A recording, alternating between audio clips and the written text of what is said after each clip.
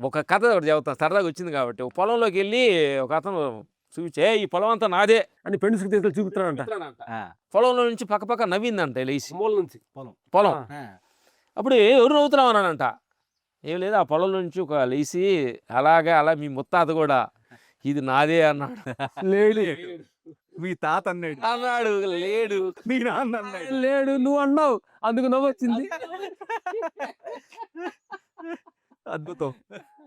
అందుకని నేను అనుకోలేదు కంటే కూడా అంత ఉండదంతా ఆయనదే. ఆయనది గాడ్. అయ్యా నువ్వు ఇచ్చిన ఈ ప్రాపర్టీలో ఉన్న 4 రోజులు ఉండిపోవటానికి అవకాశం ఇచ్చా, థ్యాంక్స్. మనం అందరం రెంట్కి వచ్చాం. రెంట్కి వచ్చాము. రెంట్ హౌస్, ఈ దేహం రెంట్ హౌస్. ఇది రెంట్ హౌస్. నేను అంటున్నాను, ఒక రెంట్ హౌస్ లో ఉండి నైట్ కరెంట్ వేసి నీళ్లు పారపోస్తుంటే ఓనర్ ఊరుకోడు కదా. ఏమంటాడు, కరెంట్ షెల్ కొడుతున్నావు అనుకో, ఓనర్ ఫోన్ చేస్తాడు, "ఏయ్, ఇల్లు ఖాళీ చేస్తావా" అంటాడు.